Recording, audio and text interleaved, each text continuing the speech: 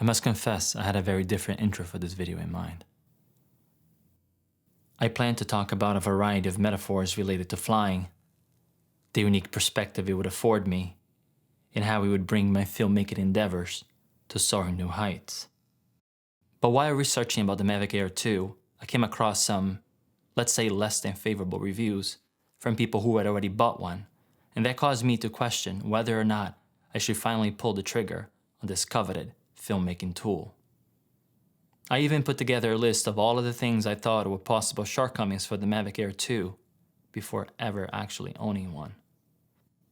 Things like the inability to change the sharpness and the gimbal sensitivity, the fixed aperture of f2.8 and the lack of focus control. I also worry about the new and seemingly limited DJI app. But just like life, the things you worry most about are rarely what harms you at the end. It's the things that you don't worry about that sneak up on you and bite you on the ass. So let's get on with it. Let us talk about all my preconceived notions about the Mavic Air 2 and what my experience, that of someone who never owned a drone before, has been like. And let's answer the question that is haunting your soul, my fellow filmmaker.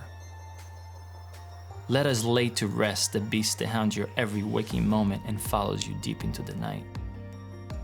Mavic Air 2. Is it good enough for filmmakers?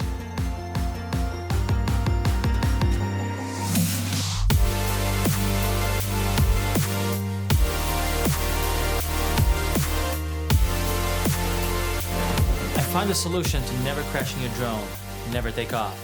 Hello, I am Andre Correa, and this is Andre Correa Now, a show about the art of filmmaking, the craft behind it, and the technologies that make it all possible. Out of all my filmmaking equipment, the Mavic Air 2 is what impresses me the most. I mean, the thing can fly, so yeah. Look, there are better cameras and drones out there, but for the price, the Mavic Air 2's got them all beaten.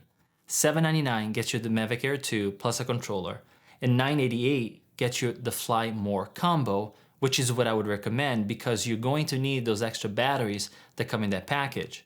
And since I like to put my money where my mouth is, the Fly More combo is what I got. In the beautifully designed box, you get the Mavic Air 2 drone, the controller, 2 extra control sticks, extra propellers, you get a set of ND filters, you get a 16, 64, and 256 ND. You should also consider the other DJI set of ND 4, 8, and 32 for $65, or other third-party options that have those values, like the Freewell all-day set that I'll be reviewing on an upcoming episode. This package also comes with 3 fly batteries, a power adapter, an AC cable, a USB to USB-C cable to charge your controller with the power adapter, and a charging hub. Let me just highlight the fact that the power adapter will prioritize charging whichever flight battery has the greatest remaining charge. Once it has done that, you will then charge the next battery that is again closest to full. This is done so you can get back to flying ASAP. The absence of a car charger is sorely missed in the Fly More combo, but one can be ordered using the affiliate links below, and when you do, you automatically, and at no cost to you, be helping the growth of this channel. Finally, everything fits snugly into the shoulder bag for easy transport. Okay, so I want to tell you this story so you understand how inexperienced I was as far as drones were concerned. I got the drone, charged the batteries, charged the controller, put the propellers in, all that stuff. Then went to start the drone. Press the button, the lights come on, but that's it. Then they go off, nothing happens. So I'm like, okay.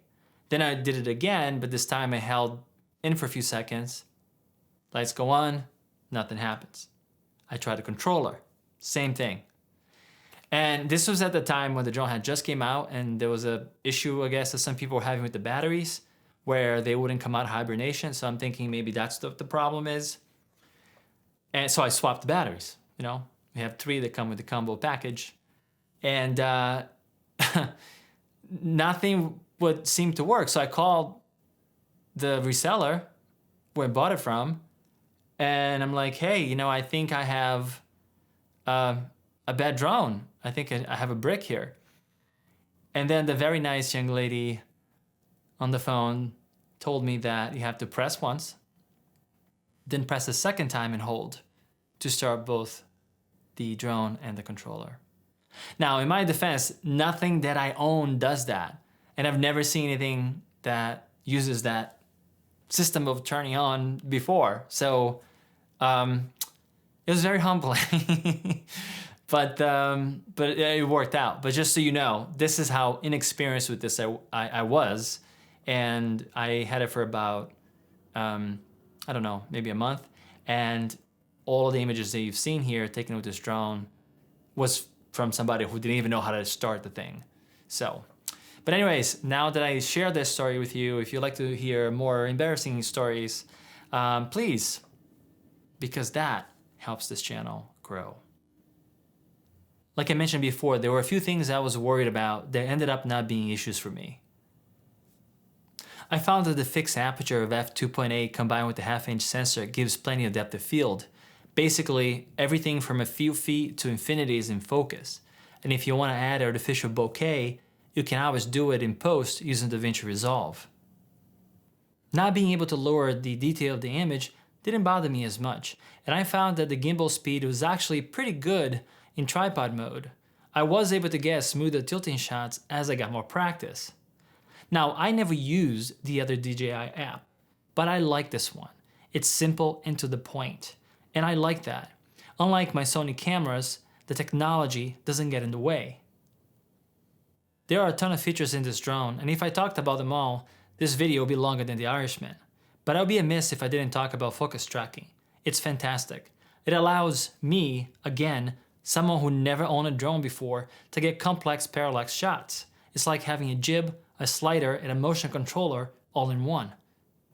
I love the controller. I love how the phone goes on top and how tripod and sports mode are easily accessible via a centrally located switch. I think that integrating the antenna and the phone holder is brilliant. Steve Jobs would approve. I'm also truly impressed with the range of the Mavic Air 2. I almost bought the original Mavic Air a bunch of times, but that old enhanced Wi-Fi connection never really did it for me. I'm afraid enough that this thing is going to take off and never come back that I wanted to buy the safest, strongest, most reliable connection I could.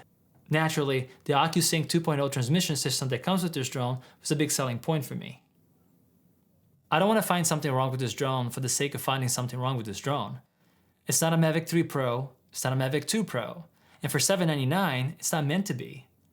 Although it has 60 frames per second in 4K, and I like this controller much better than any other offerings from DJI currently. I believe that some of my frustrations with the Mavic Air 2 have more to do with the challenges of flying and filming at the same time, and less to do with the drone's performance. Getting proper exposure was a challenge at first. It's impossible to do without ND filters while maintaining a 180-degree shutter angle.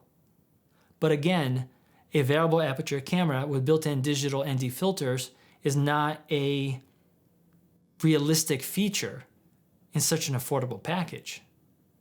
If I had to ask for one thing, it would be different focal lengths. I would love to be able to shoot with a 50mm or a 75mm equivalent. And if those cameras existed and they were available and they were swappable, I would certainly order them. There's definitely noise in the shadows, but that can be minimized if you shoot with plenty of light and keep in mind your drone's sensor size and dynamic range. But having said that, I would still try to push for ISO 100 and not go past ISO 400. But the image quality is more than usable, and even flying at low altitudes can give your project tremendous production value. H.265 definitely looks better than H.264, but my 2015 MacBook Pro ain't having none of that, so if your computer can handle, H.265 is the way to go. HDR mode can be very useful, but I would use it very sparingly. I would also recommend that you purchase the Liming LUTs for the Mavic Air 2 that just came out. These are the same LUTs that I use for my Sony cameras. They are fantastic, but they do not work with HDR mode. I only took a few pictures with this drone. I'm not impressed with the so-called 48 megapixel camera. Don't think that you're going to be able to crop in like you can with the Sony a7R III. I mean, you're gonna get clean, beautiful images, just not what you expect from a high density sensor. Overall, I'm very happy with the Mavic Air 2. I'm going to use it for the documentary that I'm currently producing, to continue to grow this channel, and for all future projects. But before I go, let me leave you with one last thought. The difference between having aerial shots from the Mavic Air 2 versus having aerial shots from the Mavic 2 Pro is marginal. The difference between having aerial shots from the Mavic Air 2 and not having aerial shots is huge. Of course, trained eyes can see the difference, but you're not making movies for them. What your audience can tell the difference is in whether or not you have the shot, a beautiful aerial shot, versus the same old tired shot that they've seen 100 times before. So get the best tool you can afford. And if this is your choice, it was mine, you can rest assured that the Mavic Air 2 is good enough for filmmakers. And at the end, what's gonna make the greatest difference is your talent, your vision, and your skill set. But that's it. I'm Andre Correa. This is Andre Correa Now, and I'll see you next time.